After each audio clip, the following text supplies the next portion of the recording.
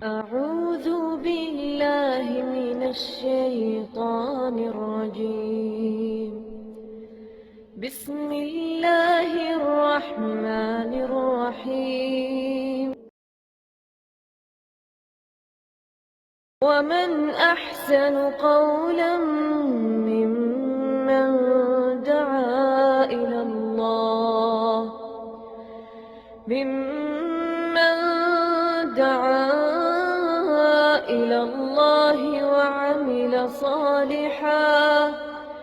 وعمل صالحا وقال إنني من المسلمين.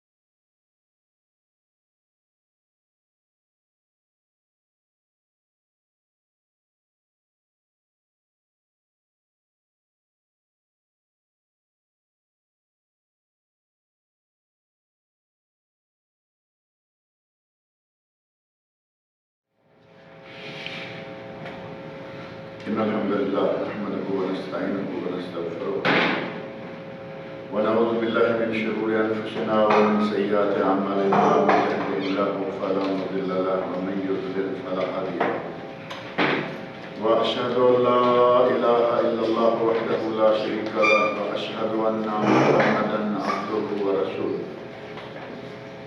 أما بعد فإن خير الحديث كتاب الله وخير الهدي هدي محمد صلى الله عليه وسلم وشر الأمور محدثاتها وكل محدثة بدعة وكل بدعة ضلالة وكل ضلالة في النار. رب اشرح لي صدري ويسر لي أمري واحلل عقدة من لساني يفقهوا قولي. رب أعوذ بك من همزات الشياطين وأعوذ بك رب أن يحضرون. بسم الله الرحمن الرحيم.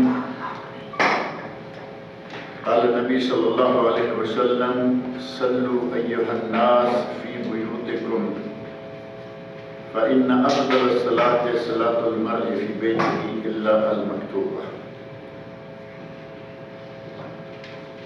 گزشتہ چند دروس کے دوران یہ بات آپ کے سامنے رکھی گئی تھی کہ نماز کن چیزوں سے ٹوٹ جاتی ہے، باطل ہو جاتی ہیں، اور وہ ساری چیزیں ذکر کی گئیں اور ساتھ ہی کچھ ایسی باتوں کی طرف تنبیہ کی گئی کہ ہمارے یہاں لگتا ہے کہ اس سے بھی ٹوٹ گئی، اس سے بھی ٹوٹ گئی، اس سے بھی ٹوٹ گئی، جبکہ اس سے نماز نہیں ٹوٹتی۔ ایک مثال صرف یہ کہ ہمارے یہاں کہا جاتا ہے کہ جب نماز شروع کر دیں دائیں پاؤں کا انگوٹھا اپنی جگہ سے نہیں ہلنا چاہیے۔ کہیں یہ بات لکھی ہوئی نہیں ہے، بس پابند کر دیا کسی کو۔ نبی صلی اللہ علیہ وسلم اپنے گھر میں نماز پڑھ رہے ہیں، ام المومنین حضرت عائشہ صدیقہ رضی اللہ عنہا فرماتی ہیں کہ میں باہر سے آتی، ظاہر ہے کہ کبھی کسی ساتھ والے پڑوس کے گھر میں، اور آگے دروازہ کھولنے کا کہتی نبی صلی اللہ علیہ وسلم نماز کے دوران 2 قدم آگے چل کے دروازہ کھول کے اپنی جگہ پہ کھڑے ہوئے۔ اب نبی صلی اللہ علیہ وسلم 2 قدم چل کے بھی، اور اس حدیث میں یہ واضح الفاظ موجود ہیں کہ دروازہ قبلہ کی جانب تھا، یعنی ادھر ادھر نہیں، صرف قبلہ کی جانب آگے اور پیچھے۔ اور ہمارے صورتحال جو بنتی ہے وہ میں نے ذکر کی تھی کہ اگر کبھی امام اور مقتدی 2 کھڑے ہو جائیں اور تیسرا آ جائے تو یہ تو ظاہر دونوں ساتھ ساتھ کھڑے ہیں، تیسرے کو اب یا امام کو آگے کرنا ہے یا مقتدی کو پیچھے کھینچنا ہے۔ عموماً لوگ یہ کرتے ہیں کہ امام کو آگے نہیں کرتے، مقتدی کو پیچھے کھینچتے۔ اب ہمارے جیسے جو مقتدی پکے پکائے ہیں کہ انگوٹھا نہیں ہلنا چاہیے، اس کو پیچھے کھینچتا ہے، وہ آگے کھینچتا ہے۔ نماز کے اندر یہ عجیب کھینچتانی بن جاتی ہے اور ہے محض غلط فہمی کے نتیجہ میں، ورنہ نبی صلی اللہ علیہ وسلم جب 2 قدم چل سکتے ہیں، اور آپ نے یہاں تک فرمایا اقتل الاسودین، 2 موذی جانور کالے رنگ کے، ان کو نماز کے دوران بھی مار دو، تمہاری نماز نہیں ٹوٹے گی۔ بچھو اور سانپ نماز کے دوران بھی آ جائیں تو مار دو، تمہاری نماز نہیں ہوگی۔ اس طرح کی باتیں کئی ذکر ہوئی کہ ہمارے یہاں کچھ بنا لیا گیا، لیکن نبی اکرم صلی اللہ علیہ وسلم نے کچھ چیزیں جو بتائی ہیں یقیناً ہے، جان بوجھ کے بات شروع کر دے، کچھ کھانا پینا شروع کر دے، یقین ہے کہ میں طہارت پر نہیں ہوں اور نماز پڑھنا شروع کر دے، یہ ساری چیزیں نماز کو باطل کرتی ہیں یقیناً، لیکن ہمارے یہاں ان میں سے کچھ پر اضافے کر دیے گئے۔ کچھ چیزیں ہیں کہ ان سے نماز ٹوٹتی نہیں، لیکن وہ امور مکروہ ہیں، یعنی ان سے نماز کا ثواب کم ہو جاتا ہے لیکن نماز نہیں ٹوٹتی۔ ان میں سے کئی چیزیں ہیں، مثال کے طور پر ایک چیز صرف یہ ذہن میں رکھیں کہ آدمی نماز پڑھ رہا ہے اور نماز کے دوران ہی وہ ادھر بھی دیکھ لیتا ہے، ادھر بھی دیکھ لیتا ہے، سامنے بھی دیکھ لیتا ہے، تو یہ جو تانکہ جھانک کی نماز کے دوران کر رہا ہے، اسے نبی صلی اللہ علیہ وسلم نے لومڑی کا التفات السال، لومڑی کا تانکنا جھانکنا، تو یہ مکروہ امور میں، اس سے نماز ٹوٹ کے ختم نہیں ہو جائے گی لیکن یہ ثواب کم ہو جائے گا۔ کبھی اس کو دیکھ رہا ہے، کبھی اس کو دیکھ رہا ہے، سامنے کلاک لگا ہوا ہے وہاں سے ٹائم دیکھ لے، تو یہ نماز کا تو یہ کام نہیں ہے نا۔ اور اسی طرح بعض وہ امور ذکر کیے گئے کہ جن سے نماز پر کوئی اثر نہیں پڑتا، جن کو آپ کہیں کہ وہ نماز کے مباحات جائز ہیں وہ امور، لیکن ہمارے یہاں ان کو بڑی اہمیت دے دی گئی۔ اور پھر اشارہ دیا میں نے کہ حج کے دوران یہ کریں گے تو یہ ہو جائے گا، وہ کریں گے تو وہ ہو جائے گا، دم واجب ہو جائے گا، یہ ہو جائے گا، ایسی ساری جتنی بھی باتیں عموماً ہمارے یہاں کی جاتی ہیں اصلاً وہ نہیں ہیں، یعنی محض تشدد کی شکل بنا لیا۔ روزے میں بھی ایسے ہے، اعتکاف میں ایسی چیزیں موجود ہیں۔ یہ گزشتہ دروس کا مختصر سا خلاصہ ہے، اور پچھلا درس جو پچھلی جمعرات کو تھا اس میں ہم نے موضوع شروع کیا تھا نفل نمازوں کا بارے میں، کہ نفل نمازیں جو ہیں وہ کیا ہیں، ان کا فائدہ کیا ہے، طریقہ کیا ہے، نفل نمازیں کتنی ہیں، ان کی کیا کیا رکعات ہیں، یہ موضوع شروع کیا تھا۔ اور یہ بات آئی تھی کہ نفل پڑھنے چاہیے۔ ہم نے یہ یہاں کے ماحول میں آ کے ہم نے اپنے آپ کو کچھ عجیب سا رنگ دینا شروع کر دیا، فرض پڑے، سلام پھیرا، وہ جا رہے ہیں، یہ جا رہے ہیں، اور لگتا ہے کہ یہ بہت بزی ہوں گے، یعنی سلام پھرتے تب اسی وقت کھڑے ہو گئے، ایسے یہ سلام کیا اور یہ کھڑے،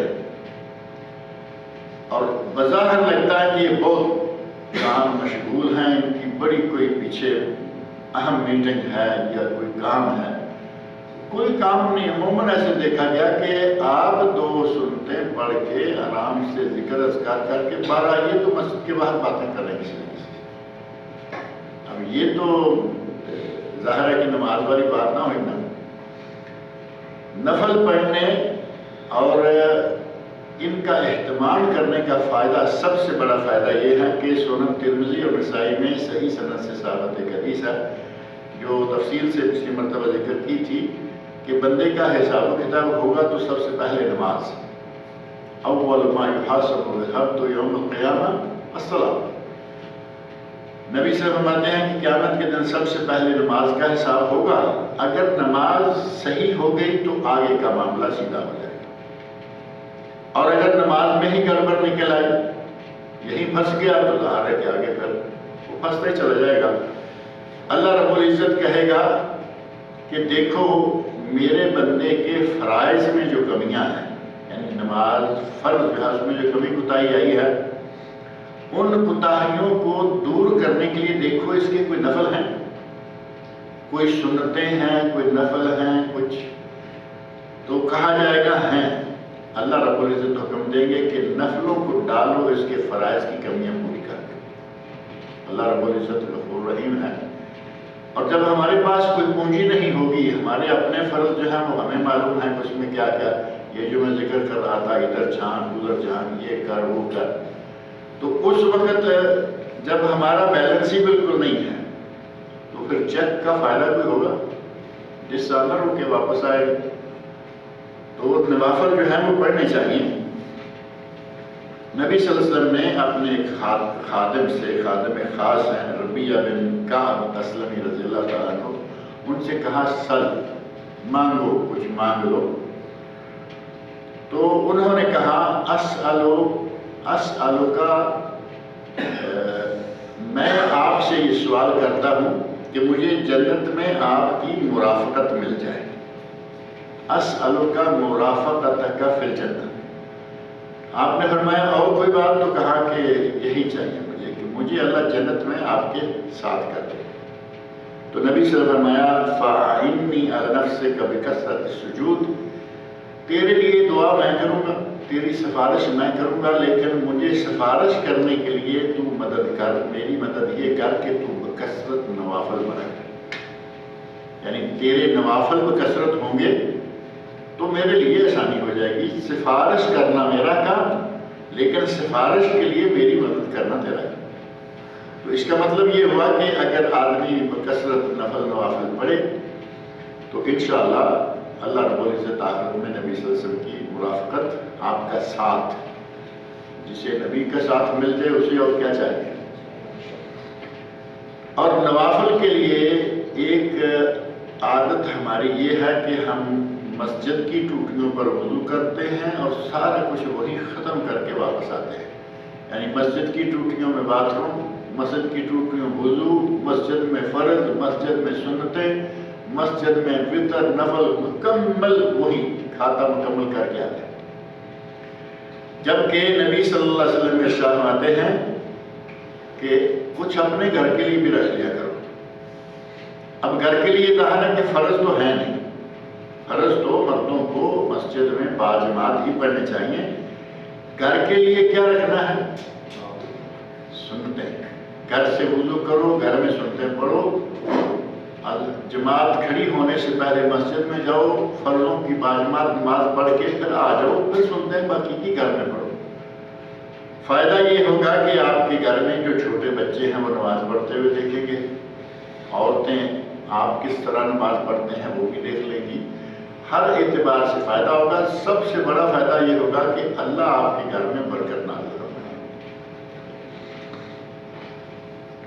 صحیح مسلم میں حضرت جابر رضی اللہ تعالیٰ عنہ بیان کرتے ہیں کہ نبی صلی اللہ علیہ وسلم نے ارشاد فرمایا جب تم میں سے کوئی شخص فرض نماز مسجد میں پڑھے تو اپنی نماز میں سے کچھ حصہ گھر کے لیے رکھ لے، بلا شبہ اللہ تعالیٰ اس کے گھر میں اس نماز کی وجہ سے خیر رکھے گا، خیر، بھلائی، برکت۔ جو سنت نوافل گھر میں پڑھیں گے تو اس کے نتیجہ میں اللہ رب العزت گھر میں خیر و برکت نازل فرمائے گا۔ اور سنن ترمذی میں ایک حدیث ہے جس کی تائید ایک اور حدیث بھی کرتی ہے جو کہ مسند امام احمد میں ہے۔ اس میں حضرت کعب بن عجرہ رضی اللہ عنہ بیان کرتے ہیں کہ نبی صلی اللہ علیہ وسلم نے ایک قبیلہ ہے، قبیلہ بنو عبد الاشہل، اس قبیلہ سے یہاں گہتانی گامتی ہے وہ بنو عبد الاشہل ہے۔ اس قبیلے میں آپ نے مغرب کی نماز ادا فرمائی تو دیکھا کہ نماز پڑھ کے لوگ جو ہیں وہ فوری طور پر یا ذکر اذکار کر کے سائڈ میں ہو کے وہ اپنے نفل پڑھنے لگ گئے یا سنتے پڑھنے لگ گئے۔ تو نبی صلی اللہ علیہ وسلم نے دیکھ کر فرمایا علیکم بہذہ الصلاۃ فی البیوت، فرضوں کے بعد جو اب یہ نماز تم پڑھ رہے ہو یہ تمہیں گھروں میں پڑھنی چاہیے۔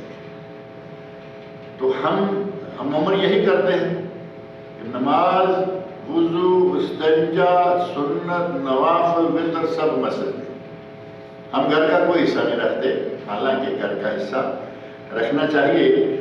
صحیح بخاری میں حضرت زیاد بن ثابت رضی اللہ تعالیٰ عنہ سے روایت ہے کہ نبی صلی اللہ علیہ وسلم نے ارشاد فرمایا صلو ایھا الناس فی بیوتکم، اے لوگو اپنے گھروں میں بھی نماز پڑھا کرو، فإن أفضل الصلاة صلاة المرء في بيته إلا المكتوبة، آدمی کی گھر میں پڑھی گئی نماز افضل ہے سوائے فرضوں کے، یعنی فرض گھر میں نہیں، فرض نماز کے جماعت کے ساتھ مسجد میں، باقی جتنی نمازیں ہیں وتر ہیں، سنت موقدہ ہے، سنت غیر موقدہ ہیں، نفل ہیں، جو کچھ بھی ہے وہ سب گھر میں۔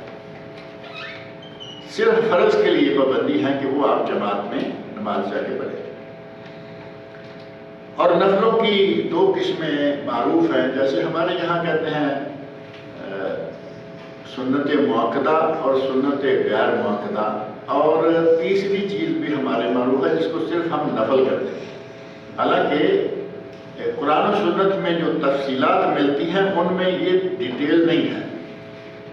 فرض، واجب، مندوب اور مستحب اور مسنون، یہ تفصیل کتاب و سنت میں نہیں ہے، یہ علماء کرام نے بنائی اور یقیناً صحیح ہے، کوئی ایسی بات بھی نہیں ہے کہ ایسے ہی بنا لی۔ پہلے زمانوں میں نبی صلی اللہ علیہ وسلم کا عہد مبارک، خلفاء راشدین کا زمانہ اور صحابہ کرام کا زمانہ، حتیٰ کہ تابعین کے زمانے تک، ائمہ کے بعد آ کے یہ سلسلہ شروع ہوا کہ یہ نفل ہے، یہ مؤکدہ ہے، یہ غیر مؤکدہ ہے۔ ورنہ مسلمانوں کی حالت یہ ہوا کرتی تھی کہ پتہ چلا کہ یہ کام نبی صلی اللہ علیہ وسلم نے کیا ہے، وہ کرتے تھے، وہ سنت ہے، وہ نفل ہے، وہ کیا ہے، وہ کرتے تھے۔ اور پتہ چلا کہ یہ چیز نبی صلی اللہ علیہ وسلم نے ناپسند کی یا نہیں کی تو وہ اس کے قریب نہیں جاتے تھے۔ اب یہ کہ مکروہ ہے یا حرام ہے، ہم کوشش کرتے ہیں کہ کسی چیز کو تھوڑا سا لائٹ کو کر کے ہمیں دے دے، مکروہ کہہ دے تو پھر خیر ہے، حالانکہ مکروہ میں خیر کہاں ہو۔ اور نبی صلی اللہ علیہ وسلم کی طرف سے کسی چیز کو مکروہ قرار نہیں دیا گیا الا یہ کہ اس میں خیر نہ ہو۔ اب جس میں خیر نہیں ہے اس کو آپ کہیں گے نہیں جی ٹھیک ہے، حرام تو نہیں ہے نا، ایسے جو منع ہے وہ منع ہے، اب درجات جو ہیں ان کو چھوڑ دو۔ جو نمازوں کی دو معروف قسمیں ہیں، مطلق اور مقید۔ مطلق اور مقید۔ مقید وہ جن کا وقت اور رکعتوں کی تعداد طے ہے، وہ تو مقید ہو گئے نا، مقید کا معنی پابندی، ان کی پابندی ہے کہ یہ فلاں وقت ہے، اتنی رکھتے ہیں۔ اور ایک ہے غیر مقید، یعنی اس میں کوئی پابندی نہیں ہے، جتنی چاہے پڑھو، جس کو آپ نفل کر دو، جتنے چاہے پڑھو، دن کو پڑھو، رات کو پڑھو، کوئی ٹائم کی پابندی نہیں ہے۔ تو جو مقید نمازیں ہیں، سنتیں ہیں، اور ان میں سے خاص طور پر جسے ہم سنت مؤکدہ کہتے ہیں، یہاں عربوں میں کہا جاتا ہے سنن راتبہ۔ راتبہ کا معنی بھی وہی جیسے ہمارے مؤکدہ کا لفظ ہے نا، سنت مؤکدہ، اسی طرح ہے مؤکدہ اور غیر مؤکدہ۔ صحیح بخاری اور صحیح مسلم میں مؤکدہ سنتوں کے بارے میں ایک حدیث ہے جس میں وہ بیان کرتے ہیں کہ میں نے نبی صلی اللہ علیہ وسلم سے 10 مؤکدہ سنتیں یاد کی ہیں، یعنی آپ نے جن سنتوں کو بالتاکید پڑھا، جن کو پڑھنے کے لیے آپ نے تاکید کے ساتھ کہا، کہتے ہیں کہ میں نے 10 یاد کی ہیں۔ 2 فجر سے پہلے، 2 ظہر سے پہلے، 2 ظہر کے بعد، 2 مغرب کے بعد، 2 عشاء کے بعد، 10 ہو گئی یا نہیں؟ اس حدیث میں 10 رکعتوں کا ذکر ہے، لیکن ہمارے پاکستان میں، انڈیا میں اور یقیناً بنگلہ دیش میں 10 نہیں ہوتی، ہماری کتنی ہوتی ہیں؟ 12۔ ہمارے یہاں سنت مؤکدہ 12 ہے، اور 12 بھی صحیح حدیث میں ثابت ہے، یہ نہیں ہے کہ وہ کہیں ایسے آ گیا ہے، 12 کا ذکر بھی صحیح حدیث میں موجود ہے۔ ام المومنین حضرت ام حبیبہ رضی اللہ تعالیٰ عنہ، جو کہ نبی صلی اللہ علیہ وسلم کی زوجہ محترمہ ہیں، وہ بیان کرتی ہیں کہ میں نے رسول اللہ صلی اللہ علیہ وسلم کو یہ فرماتے ہوئے سنا۔ اب انہوں نے یہ بات نبی صلی اللہ علیہ وسلم کی زبان مبارک سے سنی، من صلی 12 رکعہ فی یوم و لیلہ، جس نے دن اور رات یعنی 24 گھنٹے میں 12 رکعتیں پڑھی۔ 12 12 کہتے ہیں نا ہمارے یہاں، یہ وہی ہے، ذرا لغوی اعتبار سے اس کی الف کی بجائے یا ہے 2 کے لیے، 12 یا 12، 12 رکعتیں میں نے نبی صلی اللہ علیہ وسلم سے سنی۔ آپ نے فرمایا کہ 12 رکعتیں جو شخص دن اور رات میں پڑھے گا، بُنِیَ لَهُ بِهِنَّ بَیْتٌ فِی الْجَنَّةِ، اللہ رب العزت اس کے عوض اس کے لیے جنت میں گھر بنائے گا۔ 12 رکعتیں سنت مؤکدہ جو پڑھے گا، اللہ اس کے لیے جنت میں گھر بنائے گا۔ کہ یہ 12 رکعتیں روزانہ کوئی اتنا بوجھ ہے؟ آرام سے آدمی پڑھ، فجر سے پہلے 2، زور سے پہلے 4، زور کے بعد 2، مغرب کے بعد 2، عشاء کے بعد، یہ ہے سنت مؤکدہ 12۔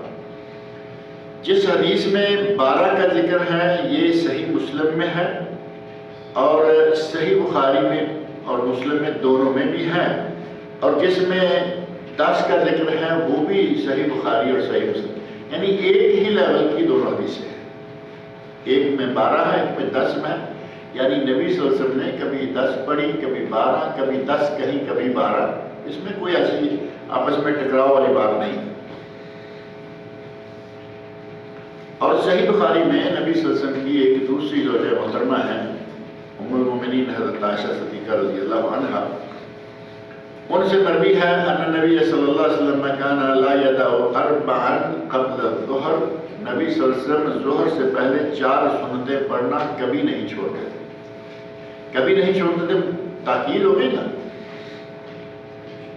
ورکعتین قبل الغداۃ، اور 2 رکعتیں فجر سے پہلے۔ اب یہ 4 رکعتیں ظہر سے پہلے اور 2 فجر سے پہلے، یہاں ساری کی تفصیل نہیں ہے، یہاں صرف بتانا یہ مقصود ہے کہ ایک حدیث بخاری مسلم میں اس میں 12، ایک حدیث بخاری مسلم میں اس میں 10، اور ایک حدیث جس میں جو کہ بخاری میں ہے ظہر سے پہلے 4 رکعتوں کا ذکر ہے۔ 4 رکعتوں والی بھی 2 حدیثیں ہو گئیں، اور دونوں کا جو کہیں گے نا استنادی مقام ہے وہ برابر ہے، بخاری مسلم، بخاری مسلم۔ اب اس فرق کو آپ یہ کر سکتے ہیں کہ اگر کبھی آپ کو تھوڑی جلدی ہے 2 رکعتیں پہلے اور 2 رکعتیں بعد پڑھ لیں، کبھی وہ کام ہے آدمی کہتا ہے کہ چلو 2 رکعتوں کے 2-3 منٹ جو ہے وہ بچا لیتا ہوں، 2 پہلے پڑھ لیں 2 بعد میں پڑھ لیں، یا کبھی ایسا ہوتا ہے کہ آپ جماعت میں شامل ہوئے اور پہلے سنتیں نہیں پڑھ سکے، بعد والی 2 جو ہیں وہ پڑھیں اور پہلی 2 جو ہیں وہ پڑھ لیں، تو اس طرح آپ کی 24 گھنٹے میں بن جائیں گی 10، اور پہلے 4 پڑھیں گے تو 24 گھنٹے کی 12 رکعتیں ہو جائیں گی۔ یہ تھی جو مقیدہ ہے، یعنی جن کی پابندی ہے اوقات وغیرہ کی اور رکعتوں کی تعداد کی، اور جو غیر مقیدہ یا مطلق ہیں اور جن کو سنت غیر مؤکدہ کہا جاتا ہے، ان میں سے سنن ابو داؤد اور مسند امام احمد میں صحیح سند کے ساتھ ثابت ہیں، نبی اکرم صلی اللہ علیہ وسلم عصر سے پہلے بھی 4 رکعتیں پڑھا کرتے تھے۔ ظہر سے پہلے والی 4 تو پکی ہیں اور وہ مؤکدہ ہے، لیکن عصر سے پہلے بھی 4 رکعتیں پڑھا کرتے تھے۔ حضرت ابن عمر رضی اللہ عنہما بیان کرتے ہیں کہ نبی صلی اللہ علیہ وسلم نے فرمایا رحم اللہ عمران، اللہ اس بندے پر رحم کرے صلی 4 قبل الظہر، جو ظہر سے پہلے 4 رکعتیں پڑھے۔ اب یہ 4 رکعتیں نفل کہہ لیں، 4 رکعتوں کو سنت غیر مؤکدہ کہہ لیں، وہ ایک ہی بات ہے، لیکن ظہر سے پہلے 4، عصر سے پہلے 4 رکعتیں پڑھنے کا ثواب یہ ہے کہ نبی صلی اللہ علیہ وسلم نے اس کے لیے دعا فرمائی ہے، رحم اللہ عمران، اللہ اس بندے پر رحم فرمائے۔ جس کے لیے نبی صلی اللہ علیہ وسلم یہ دعا کرتے اس کی تو سمجھے کہ دنیا بھی سنور گئی اور آخرت بھی سنور گئی۔ اسی طرح مغرب سے پہلے ہمارے پاکستان انڈیا میں تو کوئی پڑھتا نہیں، پڑھتا بھی نہیں، پڑھنے بھی نہیں دیتے، سیدھی بات ہے کہ پڑھنے ہی نہیں دیتے۔ ہمارے مولوی مؤذن اذان کہی ساتھ فوراً اقامت شروع، اور میں نے اپنے بچپن کے زمانے میں دیکھا ہے، غالباً یہاں پہلے بھی ایک مرتبہ میں نے یہ ذکر کیا تھا، خاص طور پر رمضان میں آگے پیچھے ٹوٹیوں کی جگہ جہاں وضو ہے آگے ہال ہے، ہال کے ٹوٹیوں کے درمیان کچھ خالی جگہ پڑی رہتی ہے، زیادہ لوگ ہو جائیں تو وہاں کھڑے ہو جائیں، ٹوٹیوں کی چھت پہ چڑھ کے، وہاں کے لیے جو سیڑھی ہے ٹوٹیوں کے چھت پہ چڑھ کے اذان کہی۔ اب اگر وہ اتر کے آتا ہے تو 1 منٹ لگ جائے گا، 1 منٹ میں 1.5 منٹ میں وہ چھت سے اتر کے جماعت میں آ کے کھڑا ہو سکتا ہے؟ نہیں، اوپر سے کہے گا بشیر صاحب اذان کہتے ہیں، جماعت اقامت کہہ رہے، اوپر سے اس نے آواز لگا دی کہ دوسرے کو اپنا نائب بنا دیا کہ تم اقامت کیا ہے۔ اب کون اس لیے 2 رکعتیں پڑھے گا، جبکہ نبی صلی اللہ علیہ وسلم نے مغرب کی نماز سے پہلے بھی 2 رکعتیں پڑھنے کی باقاعدہ ترغیب دلائی ہے، اور وہ صحیح بخاری شریف میں حدیث موجود ہے۔ حضرت عبداللہ بن مغفل مزنی رضی اللہ تعالیٰ عنہ سے مروی ہے، وہ بیان کرتے ہیں کہ نبی صلی اللہ علیہ وسلم نے ارشاد فرمایا صلو قبل المغرب صلو قبل صلاۃ المغرب، نماز مغرب سے پہلے بھی نماز پڑھو۔ اب نماز مغرب سے پہلے بھی نماز پڑھو یعنی کم از کم 2 رکعت جو نماز شمار ہوتی ہے، کم از کم 2 رکعتیں ضرور پڑھو۔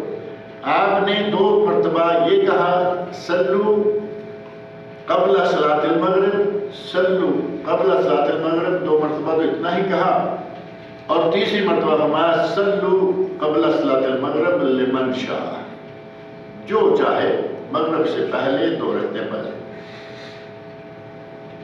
اب یہاں مسئلہ آتا ہے کہ آپ نے تیسری مرتبہ لمن شاء کہا، تو اس کا کیا مطلب جو چاہے؟ اس بات کی وضاحت خود حدیث کے اندر موجود ہے کہ آپ نے ناپسند فرمایا کہ لوگ کہیں ان 2 رکعتوں کو سنت موقدہ نہ سمجھیں، یعنی میں 3 مرتبہ کہہ کے چھوڑ دوں گا تو سمجھیں کہ اتنی تاکید ہے، تو یہ پکی لمن شاء جو چاہے۔ آپ نے اس کی تاکید ختم کر دی لیکن ترغیب رکھی، مغرب سے پہلے 2 رکعتیں پڑھنی چاہیے۔ یہاں آپ دیکھتے ہیں کہ مغرب سے پہلے 10 منٹ ہوتے ہیں، عموماً مساجد میں 10 منٹ، رمضان ہے یا غیر رمضان ہے۔ مارکیٹ کی جو مسجدیں ہیں، مارکیٹ کی بالکل جو اوپر پڑتی ہیں یا مارکیٹوں کے اندر ہیں مسجدیں، ان میں وہ 10 منٹ نہیں دیتے۔ ظاہر ہے کہ تاجر لوگ ہیں، دکان بند کر کے آئے، نماز پڑھی گئے، وہ اتنا لمبا نہیں ٹائم دیتے۔ محلوں کی، شہروں کی، دیہات کی تمام مساجد میں کم از کم 10 منٹ، اور بعض مساجد ایسی ہیں کہ جن میں مغرب کی اذان سے لے کے جماعت تک 15 منٹ، 2 رکعتیں پڑھ لے کوئی، 4 رکعتیں پڑھ لے، کوئی مسئلہ نہیں۔ اور رمضان المبارک میں یہ 20 منٹ ہو جایا کرتے ہیں تاکہ آدمی آرام سے روزہ افطار کر کے کھا پی کے نماز پڑھے۔ یہ نہ ہو کہ نماز کے دوران بھی اس کے دماغ میں بریانی کی خوشبو گھوم رہی ہے، فلاں چیز گھوم رہی، بھوک سارے دن کی لگی ہوئی۔ اور نماز عشاء سے قبل بھی 2 رکعتیں، ہمارے یہاں تو 4 بنائی گئی نا پکی، 4 سنت، 4 فرض، 2 سنت، یہ 2 نفل، 3 وتر، 2 نفل، 17۔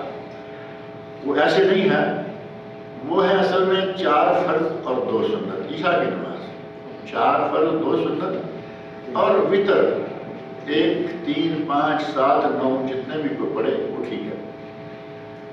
لیکن فرضوں سے پہلے 2 سنتیں پڑھنے کی نبی صلی اللہ علیہ وسلم نے ترغیب دلائی ہے کہ کم از کم 2 سنتیں پڑھ لو، اور اس کے لیے صحیح بخاری شریف میں حضرت عبداللہ بن مغفل رضی اللہ عنہ کی حدیث ہے، کہتے ہیں بین کل اذانین صلاۃ، بین کل اذانین صلاۃ ثم قال فی الثالثہ، جیسے پہلی حدیث میں ہے نا کہ تیسری مرتبہ آپ نے فرمایا جو چاہے، اسی طرح اس میں بھی ہے بین کل صلاتین، بین کل اذانین، 2 اذانوں کے درمیان۔ اب 2 اذانیں کون سی؟ اقامت اور اذان دونوں ایک جیسی ہوتی ہیں، تو ان کو 2 اذانیں بھی کہہ دیا جاتا ہے، جس طرح کے عشاءین، 2 نمازیں عشاءین، عشاء 2 کون سی ہوگی؟ مغرب اور عشاء۔ عصرین، 2 عصرین، ظہر اور عصر۔ تو اسی طرح یہاں کہا گیا بین کل اذانین صلاۃ، بین کل اذانین صلاۃ، بین کل اذانین صلاۃ لمن شاء۔ تیسری مرتبہ آپ نے یہ بھی کہہ دیا کہ جو چاہے، تاکہ یہ بھی اس دوسری مؤکدہ سنتوں کی طرح مؤکدہ نہ ہو جائے۔ تو گویا کہ عشاء سے پہلے 2 رکعتیں پڑھ لینی چاہیے، مغرب سے پہلے 2 رکعتیں پڑھ لینی چاہیے، اور ظہر سے پہلے 4 مؤکدہ ہیں، عصر سے پہلے بھی 4 پڑھ لینی چاہیے۔ انشاءاللہ تعالیٰ ان چیزوں میں اجر و ثواب ہے۔ نبی اکرم صلی اللہ علیہ وسلم جتنا اہتمام فجر کی 2 سنتوں کا کیا کرتے تھے، دوسری کسی سنت کا اتنا نہیں کرتے، بہت پابندی کے ساتھ یہ 2 رکعتیں آپ پڑھتے تھے۔ صحیح بخاری اور صحیح مسلم میں ام المؤمنین حضرت عائشہ صدیقہ رضی اللہ عنہا کی حدیث ہے، کہتی ہیں لم یکن النبی صلی اللہ علیہ وسلم اشد تعاہدا منہ علی رکعتي الفجر، جتنا اہتمام، جتنی دلچسپی کے ساتھ، جتنی پابندی کے ساتھ آپ وہ فجر کی 2 سنتیں پڑھتے تھے، دوسری کسی نماز کی سنتوں کی اتنی پابندی نہیں ہوتی تھی۔ تو یہ 2 سنتیں جو ہیں یہ بہت اہم ہیں۔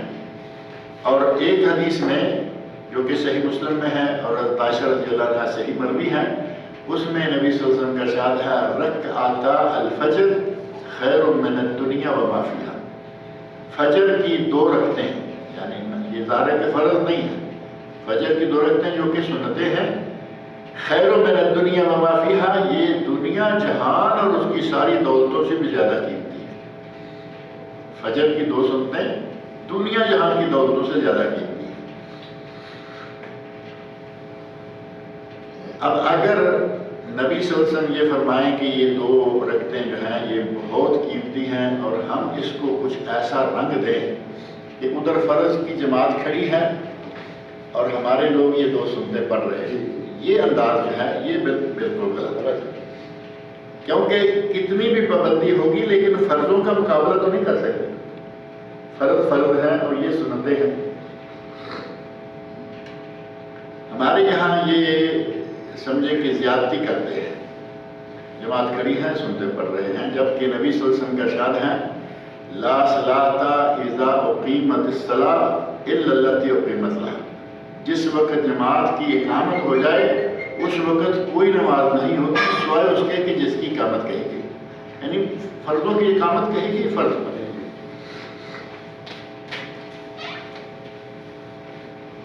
اور حضرت ابو ہریرہ رضی اللہ عنہ، حضرت ام المؤمنین عائشہ رضی اللہ عنہ کی حدیث ہے صحیح بخاری اور صحیح مسلم میں، ان میں بعض احادیث میں فجر کی 2 سنتوں میں قرات کیا ہونی چاہیے، یعنی سورہ فاتحہ کے بعد کیا پڑھنا چاہیے، وہ مسنون کیا ہے ان کا ذکر بھی ملتا ہے۔ صحیح بخاری صحیح مسلم کی حدیث ہے، نبی صلی اللہ علیہ وسلم کی زوجہ محترمہ ام المؤمنین عائشہ صدیقہ رضی اللہ عنہ فرماتی ہیں کہ نبی صلی اللہ علیہ وسلم نماز فجر سے پہلے 2 رکعتیں بہت ہلکی پڑھتے، ہلکی یعنی اس میں لمبی صورتیں نہیں پڑھتے، اور اس کی وجہ کیا ہے، آپ پہلے تہجد پڑھ چکے ہیں، یعنی آپ 1/3 سحری کے اٹھے ہوئے تہجد پڑھ رہے ہیں، لمبی رکعتیں آپ نے تہجد کی پڑھی، اور معروف ہے کہ نبی صلی اللہ علیہ وسلم تہجد کی نماز اتنی لمبی پڑھا کرتے تھے کہ آپ کے پاؤں سوج جاتے ہیں۔ آپ اندازہ کر کے دیکھیں کہ پاؤں سوج جائیں کھڑے کھڑے، وہ کتنا لمبا آدمی کھڑا ہوا ہو، اور یہ نماز ہے، یہ تو نہیں ہے نا کہ تھوڑا آگے تھوڑا پیچھے، بھائی پاؤں نہ سوجے، تو کھڑے رہنا ہے ایک جگہ۔ تو محض پاؤں سوج نہیں جاتے، کبھی کبھی پاؤں کے سوجنے سے خون کے ریشے پھوٹ پڑتے ہیں۔ نبی اکرم صلی اللہ علیہ وسلم اتنی محنت کیا کرتے تھے، اللہ نے سارے گناہ معاف کر رکھے ہیں، جیسا کہ سورۃ الفتح کے شروع میں ہے نا، لِيَغْفِرَ لَكَ اللَّهُ مِنْ ذَنبِكَ مَا تَقَدَّمَ مِنْ ذَنبِكَ وَمَا تَأَخَّرَ، لِيَغْفِرَ اللَّهُ لَكَ مِنْ ذَنبِكَ مَا تَقَدَّمَ لَكَ وَمَا تَأَخَّرَ، اللہ نے آپ کے پہلے اور پچھلے سب گناہ معاف کر دیے، اس کے باوجود آپ اتنی لمبی نمازیں پڑھ رہے ہیں کہ پاؤں سوج جائیں، پاؤں سے خون کا ریشہ نکل آئے۔ تو جب یہ اتنی لمبی نماز پڑھی اور سنتوں کی باری آئی تو آپ وہ مختصر سی پڑھ لیتے، یعنی فجر کی سنتیں جو ہیں اس میں آپ اتنا لمبا قرات نہیں کیا کرتے تھے، اور یہ تہجد کی نماز بھی گھر میں ہوتی تھی اور سنتیں جو ہیں وہ بھی گھر میں ہوتی تھی، اس لیے حضرت عائشہ رضی اللہ عنہا فرماتی ہیں جب آپ مختصر ہلکی سی 2 رکعتیں پڑھتے تو میں کہتی قرأ بأم الکتاب، آپ نے سورہ فاتحہ بھی پڑھی ہے یا نہیں، یعنی ایسے لگتا تھا کہ اللہ اکبر سبحانک اللہ کر کے وہ چلے گئے، یعنی اتنا مختصر۔ اب کہاں ایک آدمی آدھے گھنٹے کی رکعت پڑھتا ہے، 20 منٹ کی ایک رکعت پڑھتا ہے، وہ صرف سورہ فاتحہ پڑھ کے رکوع چلا جائے، سورہ فاتحہ اور قل واللہ پڑھ کے رکوع چلا جائے تو اس کے مقابلے میں تو یوں ہی لگے گا نا کہ جیسے سورہ فاتحہ بھی نہیں پڑھی۔ کہتی ہیں کہ میں کہتی اقرأ بأم الکتاب، کیا آپ نے سورہ فاتحہ بھی پڑھی ہے یا نہیں؟ اتنی مختصر ہوگی۔ اور حضرت ابو ہریرہ رضی اللہ عنہ بیان فرماتے ہیں کہ نبی صلی اللہ علیہ وسلم نے فجر کی سنتوں میں قل یا ایھا الکافرون اور قل ھو اللہ احد، یہ دو سورتوں کی قرأت فرمائی۔ یعنی فجر کی سنتوں کے لیے قرأت سمجھیں کہ مسنون، یا یوں سمجھیں کہ مسلسل نہ صحیح تو کبھی کبھی یہ اس سنت پہ عمل کرنا چاہیے۔ پہلی رکعت میں سورہ فاتحہ کے بعد قل یا ایھا الکافرون، اور دوسری رکعت میں سورہ فاتحہ کے بعد قل ھو اللہ احد۔ ان دو صورتوں کے بارے میں آپ تھوڑا سا اپنے ذہن میں دیکھیں، آپ نے یہ دو صورتیں فجر کی سنتوں میں پڑھی، یہی دو صورتیں آپ نے طواف کی 2 رکعتوں میں بھی پڑھی۔ آج جمعے کا طواف جو ہے، طواف کے بعد جو 7 چکر کے بعد 2 رکعتیں ہیں، ان میں پہلی میں سورہ فاتحہ کے بعد قل یا ایھا الکافرون اور دوسری میں قل ھو اللہ۔ تو اس کا مطلب یہ ہوا کہ ان کی کوئی خاص حیثیت اور خاص مقام ہے کہ طواف میں بھی یہ اور فجر کی سنتوں میں بھی یہ۔ نبی صلی اللہ علیہ وسلم نے بعض رکعتوں کو یہ مقام دیا ہے، سبح اسم ربک الاعلیٰ، حل اتاک حدیث الغاشیہ، جمعہ میں یہ، عید الفطر میں یہ، عید الاضحیٰ میں یہ، صلاۃ الاستسقاء میں یہ۔ بعض صورتیں آپ نے بڑے اجتماعات میں پڑھی اور ان کی کوئی نہ کوئی خاص وجہ ہوتی ہے، کوئی نہ کوئی مقام اس صورت کا ہوتا ہے۔ تو ان 2 صورتوں کا بھی مقام بہت۔ قل یا ایھا الکافرون میں شرک کی نفی ہے، صرف قل یا ایھا الکافرون لا اعبد ما تعبدون، بار بار دیکھا 4 مرتبہ، لا اعبد ما تعبدون ولا انتم عابدون ما اعبد ولا انتم عابدون ما اعبد ولا انتم عابدون ما اعبد لکم دینکم ولی دین۔ جن کی تم عبادت کرتے ہو میں نہیں کرتا، جن کی میں کرتا ہوں تم کرو نہ کرو، یعنی شرک کی اس میں کھلے کھلے نفی ہے۔ تو بار بار یہ جو الفاظ آتے ہیں، ان الفاظ کی ایک وجہ ہو سکتی ہے کہ آپ نے اس کو بہت پسند فرمایا۔ اور قل ھو اللہ احد کے بارے میں تو نبی صلی اللہ علیہ وسلم کا ارشاد ہے کہ یہ 3 مرتبہ پڑھی جائے تو پورے قرآن کے برابر ثواب ہے۔ سورۃ الاخلاص تعدل ثلث القرآن، سورۃ الاخلاص قرآن کے 1/3 حصے یعنی 10 سپاروں کے برابر ثواب ہے۔ ایک صحابی جو کہ مسجد قباء کے امام تھے، اور یہ صحابی بھی ہیں اور امام ہیں مسجد قباء کے، جب بھی وہ نماز پڑھتے تو کوئی بھی صورت پڑھتے بعد میں قل ھو اللہ ضرور پڑھ لیتے۔ مغرب عشاء فجر تو لوگ سن سکتے ہیں، زور اثر نہ سنتے ہوں گے لیکن وہ پڑھتے ہوں گے۔ ان نمازوں میں جو جہری نمازیں ہیں، کوئی بھی صورت پڑھی ہے، الم نشرح قل ھو اللہ، الم تر کیف قل ھو اللہ، اذا جاء نصر اللہ قل۔ کسی نے نبی صلی اللہ علیہ وسلم سے شکایت کر دی کہ یا رسول اللہ ہمارے امام کو کیا ہے، ہر وقت قل ھو اللہ، ہر نماز میں قل ھو اللہ، ہر رکعت میں قل ھو اللہ۔ آپ نے اس امام صاحب کو بلایا، پوچھا کہ بھائی کیا بات؟ تو وہ کہنے لگے کہ یا رسول اللہ انی احبھا، مجھے قل ھو اللہ سے محبت ہے۔ اب نبی صلی اللہ علیہ وسلم نے کیا ارشاد فرمایا؟ حبک ایہا ادخلک الجنہ، تیرے اس صورت سے محبت کرنے نے تجھے جنت میں داخل کر دیا۔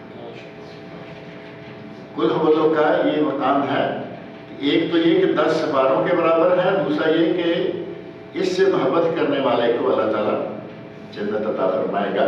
لہذا نبی صلی اللہ علیہ وسلم یہ 2 صورتیں فجر کی سنتوں میں پڑھا کرتے تھے، اور کبھی یہ بھی پابندی نہیں، کبھی کوئی دوسری آیتیں ہیں، مثلا حضرت ابو ہریرہ رضی اللہ عنہ کی حدیث صحیح مسلم میں ہے، کہتے ہیں کہ نبی صلی اللہ علیہ وسلم فجر کی سنتوں میں سے پہلی رکعت میں سورۃ الفاتحہ کے بعد قولوا آمنا باللہ وما انزل الینا، یہ سورۃ البقرہ کی آیت نمبر 136 کے شروع کے الفاظ ہیں، وہ آیت جو ہے وہ پڑھتے پہلی رکعت میں، اور دوسری رکعت میں آمنا باللہ واشہد بأننا مسلمون، سورہ آل عمران کی یہ آیت نمبر 52 ہے، 52۔ پہلی رکعت میں سورہ بقرہ کی آیت، دوسرے میں سورہ آل عمران کی آیت۔ تو یہ آپ مختلف اوقات میں کبھی یہ پڑھ لیتے، کبھی وہ پڑھ لیتے، کبھی ان کے علاوہ کچھ اور پڑھتے، کیونکہ یہ تو روزانہ دو رکعتیں پڑھی جاتی ہیں۔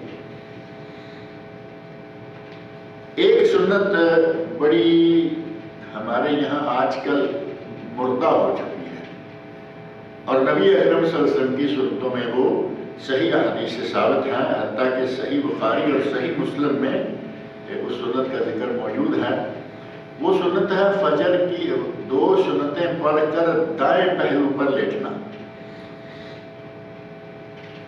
کبھی اتفاق ہوا کسی کو لیٹتے دیکھا آپ نے؟ ہے نا، مردہ سنت لگتی ہے کہ بالکل کہیں ہے ہاں، یہ ہوگی وہی جہاں کہیں یہ قرآن و سنت والے حدیث ہیں، اور ہم نے بھی صرف حدیث مساجد میں دیکھا ہے کہ کبھی کبھی کوئی نہ کوئی آدمی اگر تو یہ گھر میں پڑھ کے آئے سنتیں فجر کی تو ظاہر ہے کہ وہ تو پھر مسجد میں نظر نہیں آئے گا۔ کبھی ایسا بھی ہوتا ہے کہ کسی آدمی نے مسجد میں آ کے اذان کہنی ہے، اذان کہے گا تو وہ سنتے اب یہاں پڑھے گا، سنتوں کے بعد دائیں پہلو پر تھوڑا سا لیٹنا، یہ سنت رسول ہے، ثابت ہے۔ یہ اسی طرح بالکل متروک ہو چکا ہے جس طرح 2 سجدوں کے بعد بیٹھ کر اٹھنا ہے، جس کو جلسہ استراحت کہتے ہیں، وہ بھی نہیں ملتا۔ یہاں آپ دیکھیں کہیں نہیں، سب لوگ جو ہیں عرب بغیر جلسہ استراحت کے سجدوں سے سیدھے کھڑے جاتے ہیں، جبکہ نبی صلی اللہ علیہ وسلم کا عمل مبارک یہ ہے کہ دوسرے سجدے سے آپ اٹھ کے بیٹھتے پھر آپ اٹھتے۔ اس میں کوئی ذکر اور کوئی دعا نہیں، صرف بیٹھ کے برابر پھر اٹھنا ہے، اس کو کہا گیا جلسہ استراحت۔ ہر نماز میں ہر رکعت جب بھی 2 سجدے کریں، بیٹھیں اور پھر اٹھیں۔ ایک حدیث جس میں ایک مسئلہ یہ ہے کہ 2 سجدوں کے بعد بیٹھ کر جلسہ استراحت کر کے پھر اٹھیں۔ جلسہ کا معنی بیٹھنا، اور استراحت یہ ہم دیکھتے ہیں لانگ روٹ پہ آپ جائیں تو کہیں استراحت آ جاتا ہے، مطلب یہ کہ ریسٹ۔ اب 2 سجدوں کے بعد صرف ایسے بیٹھ کے پھر آدمی اٹھ جائے تو چھوٹی سی ایک ریسٹ ہو گئی سمجھیں۔ ایک ہی حدیث میں یہ 2 عمل ہیں، اسی میں رفع دین کا ذکر ہے اور اسی حدیث میں اس کا ذکر ہے جلسہ استراحت کا۔ اب عمل کرنا چاہے تو ایک حدیث میں 2 کام آ گئے، الحمدللہ دونوں کریں۔ ہمارے یہاں مشکل یہ ہے کہ ہم اپنے خاص نظریات کو سنبھالا دینے کے لیے کچھ بھی کرتے ہیں، حتیٰ کہ قرآن کریم میں تحریف کی گئی، نبی صلی اللہ علیہ وسلم کی حدیثوں میں تحریف کی گئی۔ اس مسئلے میں دونوں میں رفع دین میں اور جلسہ استراحت میں بھی کچھ عجیب سا رنگ اختیار کیا گیا۔ ایک حدیث ہے اس میں یہ لکھا ہوا ہے کہ نبی صلی اللہ علیہ وسلم رفع دین کیا کرتے تھے، رکوع جاتے ہوئے، رکوع سے اٹھتے ہوئے۔ یہاں لکھا ہوا ہے کہ آپ 2 سجدے کے بعد بیٹھ کے اٹھتے تھے، ایک حدیث ہو گئی۔ یہ جو رفع دین کا مسئلہ ہے اس کے بارے میں کہا گیا کہ یہ نبی صلی اللہ علیہ وسلم کی پہلی عمر کا مسئلہ ہے، پہلی عمر میں آپ نے ایسا کیا اور بعد میں یہ چھوڑ دی۔ اس کا مطلب یہ ہوا کہ پہلی عمر میں رفع دین کی بعد میں چھوڑ دی۔ اسی حدیث میں جلسہ استراحت کا ذکر ہے، کہتے ہیں یہ آپ نے آخری عمر میں کیا، جب آپ بوڑھے ہو گئے، یا جو سمجھ لیں کہ بوڑھے تو آپ نہیں ہوئے، آپ کا جسم تھوڑا بھاری ہو گیا، تھوڑی کمزوری آ گئی، تو اس وقت آپ نے کیا۔ اب یہ ایک ہی حدیث ہے، ایک ہی آدمی بیان کر رہا ہے، جس نے اپنے آنکھوں سے جو دیکھا ہے وہ بیان کر رہا ہے، ایک ہی وقت کی بات ہے۔ ایک کو اس زمانے میں ڈال دیا، دوسرے کو اس زمانے میں ڈال دیا، مطلب ہے کہ ہم نہیں مانیں گے، میں نہ مانوں والی بات ہے۔ ورنہ اس میں کیا ایسا مسئلہ ہے؟ ایک صحابی جا کے نماز پڑھتے ہیں، وہ کہتے ہیں کہ آپ نے یہ رفع دین کیا، آپ جب 2 سجدے کر کے اٹھے تو بیٹھ کر اٹھے، ایک کو ادھر ڈالا ایک کو ادھر ڈالا، دونوں سے جان چھڑا لی۔ نبی صلی اللہ علیہ وسلم کی حدیث کے ساتھ یہ کام کریں گے اور اپنے آئمہ، اپنے علماء، اپنے کیا کہیں اساتذہ کی بات پہ آ کے حدیثوں کو اس طرح چھوڑیں گے آپ، تو یہ کیسا رہے؟ یہ سنت کے بارے میں ام المومنین حضرت عائشہ صدیقہ رضی اللہ عنہا فرماتی ہیں کان نبی صلی اللہ علیہ وسلم اذا صلی الفجر اضطجع علی شقہ الایمن، نبی صلی اللہ علیہ وسلم جب فجر کی 2 سنتیں پڑھ لیتے تو دائیں پہلو پہ تھوڑا سا لیٹ جاتے، اور یہ تو آپ کا اپنا عمل ہوا، اور حضرت عائشہ رضی اللہ عنہا خود کی بات بیان کر رہی ہیں کیونکہ گھر میں ہی سنتے مومنہ پڑھتے تھے۔ دوسری حدیث ہے جس میں ہے اذا صلی احدکم الرکعتین قبل صلاۃ الصبح، جب تم میں سے کوئی شخص فجر کی پہلی 2 سنتیں پڑھے فلیضطجع علی جنبہ الایمن، تو اسے چاہیے کہ اپنے دائیں پہلو پہ تھوڑا سا لیٹ جائے۔ عمل سے بھی ثابت ہے اور آپ کے قول سے بھی، قول و عمل دونوں سے بھی ثابت ہے۔ اور امام نووی رحمۃ اللہ علیہ نے شرح صحیح مسلم میں لکھا ہے راجح اور افضل یہ ہے کہ یہ عمل سنت ہے، یعنی سنت موقدہ نہیں لیکن سنت ہے۔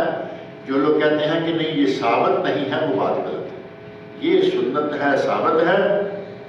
اور علامہ محمد بن اسماعیل الامیر سبل السلام شرح بلوغ المرام میں کہتے ہیں کہ یہی بات قریب تر ہے، اور نبی صلی اللہ علیہ وسلم کا اس عمل پر پابندی نہ کرنا اس بات کا پتہ دیتا ہے کہ یہ سنت غیر موقدہ ہے، اور لیٹنے کے لیے مسنون یہی ہے کہ آدمی دائیں پہلو پہ لیٹے۔ یہاں تو یہ بات نہیں لکھی ہوئی، لیکن علامہ ابن حزم رحمۃ اللہ علیہ بہت بڑے عالم ہیں، اور ان کی کتاب ہے المحلہ جو عربی میں 9 جلدوں میں شائع ہوئی ہے، اور اگر تحقیق تخریج کے ساتھ آج کل آتی ہے تو وہ 15-20 جلدوں والی کتاب ہے، بڑی اور بہت اہم کتاب ہے۔ انہوں نے یا قرآن کی آیت لی یا نبی صلی اللہ علیہ وسلم کی حدیث لی اور اس سے جو مسئلہ ثابت ہوا وہ لکھا۔ ان کا کمال ہی یہ ہے کہ وہ ادھر ادھر کی کوئی باتیں نہیں لگاتے، حدیث میں آیا یہ مسئلہ ہے، قرآن میں آیا یہ مسئلہ ہے۔ تو وہ بڑی کتاب آج کل اردو میں بھی پاکستان میں چھپ چکی ہے، محلہ ابن حزم۔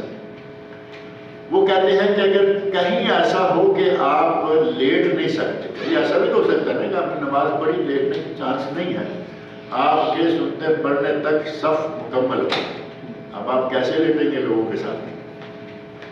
وہ کہتے ہیں کہ اگر لیٹنے کی گنجائش نہ ہو تو صرف اشارہ کرے، جیسے آدمی ایسے کرتا ہے نا، اب لیٹا تو نہیں لیکن لیٹنے کا تھوڑا سا اشارہ اس نے دے دیا، سنت پہ عمل ہو جائے گا اور نیت پر اللہ ثواب دے گا۔ صرف اشارہ کر دے اس کے لیے کافی ہے۔ اور یہ ان کا علامہ ابن حزم رحمۃ اللہ علیہ کا ایک بڑا ہی باریک نقطہ ہے، کہتے ہیں کہ وہ بائیں پہلو پہ تو لیٹے نہیں، چاہے بائیں پہ جگہ ہے، بائیں پہ لیٹنا نہیں، دائیں پہ لیٹنے کی گنجائش نہیں ہے، اشارہ کر لے اور بس اتنا ہی اس کے لیے کافی ہے۔ اب نماز وتر سنت موقدہ ہے، وتر کی نماز جو ہے وہ سنت موقدہ ہے، بلکہ یہ کہا گیا اوقد من الموقدہ، یعنی جو موقدہ سنتیں ہیں ان میں سے بھی زیادہ موقدہ ہے، لیکن واجب نہیں، فرض یا واجب نہیں، موقدہ ہے، بہت موقدہ کر لیں لیکن فرض واجب نہیں ہے۔ آپ کو معلوم ہے کہ ہمارے یہاں کچھ لوگ کہتے ہیں وتر واجب، پاکستان میں انڈیا میں ہمارے مولوی حضرات ہیں وہ واجب وتر ہی پڑھاتے ہیں، جبکہ واجب یہ نہیں ہے، یہ ہے سنت موقدہ، اور اس کا پتہ حدیث سے چلتا ہے۔ حضرت علی بن ابی طالب رضی اللہ تعالیٰ عنہ نبی صلی اللہ علیہ وسلم کے چچا زاد ہیں، نبی صلی اللہ علیہ وسلم کے داماد ہیں، خلفاء راشدین میں سے ہیں، اور بچوں میں سے پہلے مسلمان ہیں، کتنے فضائل ہیں اللہ تعالیٰ نے ان کو دے رکھے۔ وہ کہتے ہیں لیس الوتر بحتم کہیئۃ المکتوبہ، نماز وتر فرضوں کی طرح فرض یا واجب تو نہیں، ولیکن سنہ سنہا رسول اللہ صلی اللہ علیہ وسلم، ہاں سنت ہے اور نبی صلی اللہ علیہ وسلم نے اس پہ عمل کر کے اس کو سنت قرار دیا. یعنی وطر سنت موقع ہے، فرض نہیں.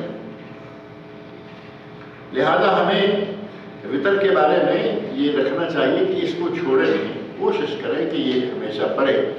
اور اس کا وقت کیا ہے؟ اس کا وقت بتاتے بتاتے ہمارا وقت جو ہے زیادہ نکل جائے گا آگے.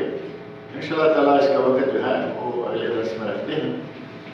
اللہ تعالیٰ مجھے اور آپ سب کو نبی صلی اللہ علیہ وسلم کے بتائے ہوئے طریقہ کے مطابق نمازیں ادا کرنے اور اپنی پوری زندگی گزارنے کی توفیق عطا فرمائے. اب اگر کوئی آپ کا سوال ہو تو اس ٹائم میں آپ سوال کر سکتے ہیں. سوال تو اس میں آ گیا کہ آواز میں آ گیا.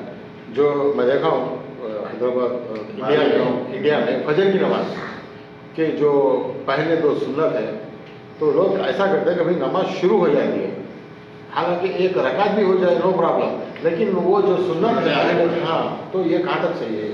میں نے بات کی ہے، توجہ نہیں کی شاید آپ نے، کہ ہمارے یہاں لوگ ان کا سنتوں کا ثواب بہت بتایا. نبی صلی اللہ علیہ وسلم خیر من الدنیا وما فیہا، لیکن اس کا مطلب یہ نہیں ہے کہ فرض شروع ہو اور آدمی یہ پڑھ رہا ہو. میں نے ایک حدیث اور بھی پڑھی ہے، وہ آپ نے شاید نہیں سنی یا توجہ نہیں رہی.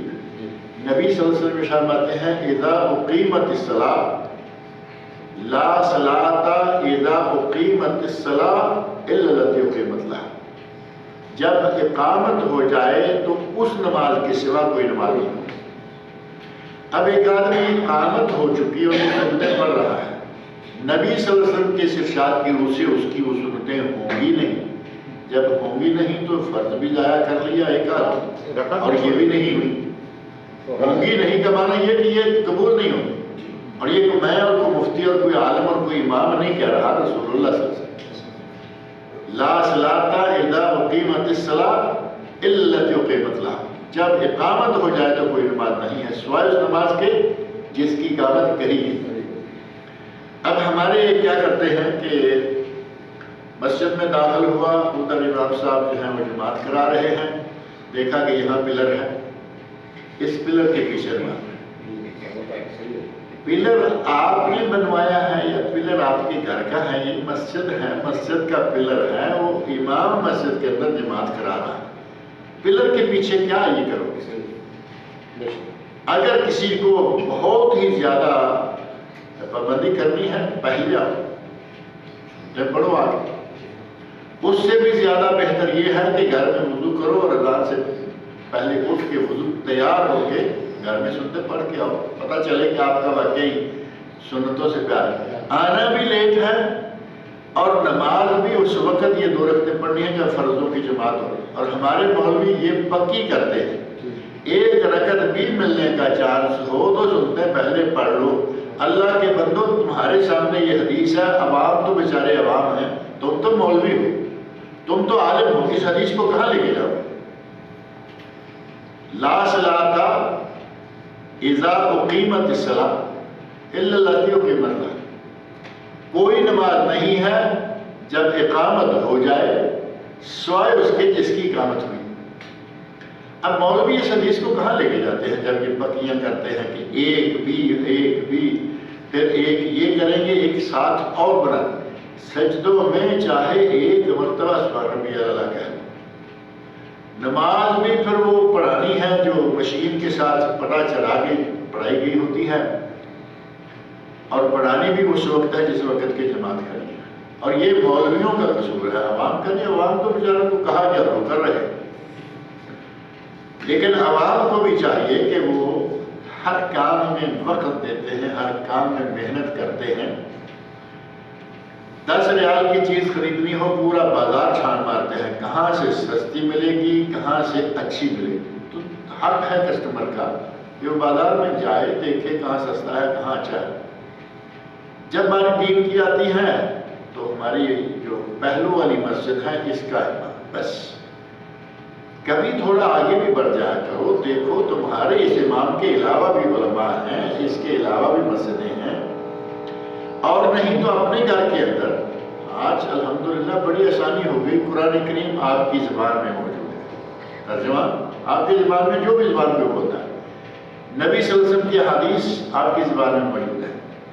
حدیث کی وہ کتاب جس کے بارے میں پوری امت کے علماء کا اتفاق ہے کہ صحیح بخاری قرآن کریم کے بعد صحیح ترین کتاب ہے دنیا میں۔ قرآن کریم کے بعد دنیا کی اصح الکتب بعد کتاب اللہ ہے صحیح الامام بخاری، اور صحیح بخاری کے بعد ہے صحیح مسلم۔ آپ زیادہ کتابیں نہ گھر میں نہ رکھیں۔ ایک احسن البیان ہے، یہ جو گورنمنٹ بھی یہاں کی چھاپ رہی ہے، بانٹ رہی ہے، دارالسلام والے پاکستان میں، انڈیا میں، دنیا بھر میں وہ چھاپ رہے ہیں۔ احسن البیان ایک ہی جلد میں قرآن کریم کا ترجمہ اور ہلکی پھلکی سی تفسیر کا خلاصہ۔ ایک کتاب یہ ضرور گھر میں رکھ لیں، بخاری اور مسلم، ان دو کتابوں کا جس زبان کا ترجمہ آپ کو زیادہ آسان ہے وہ لیں۔ انگلش میں یہ موجود ہے اور اردو میں یہ موجود ہے، عربی میں یہ موجود ہے، بس دیگر زبانوں میں بھی یہ ہے۔ آپ کو میں سمجھتا ہوں کہ یہ دو ایک کتابیں ہوں، اور ایک بہت ہی چھوٹی سی کتاب ہے بلوغ المرام، اقربیہ کے ہمارے درس میں ہم وہ پڑھ رہے ہیں۔ یہ بلوغ المرام اصلاً عربی کی چھوٹی سی کتاب ہے، اس کا ترجمہ اور تھوڑا سا حاشیہ لکھا تو وہ 2 جلدوں میں، اس سائز کی تقریباً 2 جلدوں میں وہ چھاپی ہے دارالسلام نے بھی، اور بہت سارے اداروں چھاپی۔ اس بلوغ المرام کا کمال یہ ہے کہ حافظ ابن حجر اسقلانی جو بلوغ المرام کے مؤلف ہیں، انہوں نے بخاری شریف کی شرح لکھی ہے فتح الباری، جس کے بارے میں کہا گیا انسائکلوپیڈیا آف سنت، یعنی سنت کا انسائکلوپیڈیا، حدیث کا انسائکلوپیڈیا۔ یہ شخص ایک حدیث ذکر کرتے ہیں، پھر علم کا دریا بہا دیتے ہیں کہ یہ حدیث کہاں کہاں ہے، کس کس نے اس کو ذکر کیا، اور اس حدیث کی تائید کہاں کہاں سے ملتی ہے۔ اتنا بڑا سمندر ہے علم کا فتح الباری۔ انہوں نے پھر مختصر سے یہ کتاب لکھی۔ فتح الباری تو پڑھیں گے مولوی، آپ کے لیے بشارت ہے کہ یہ اردو میں بھی آ گئی ہے۔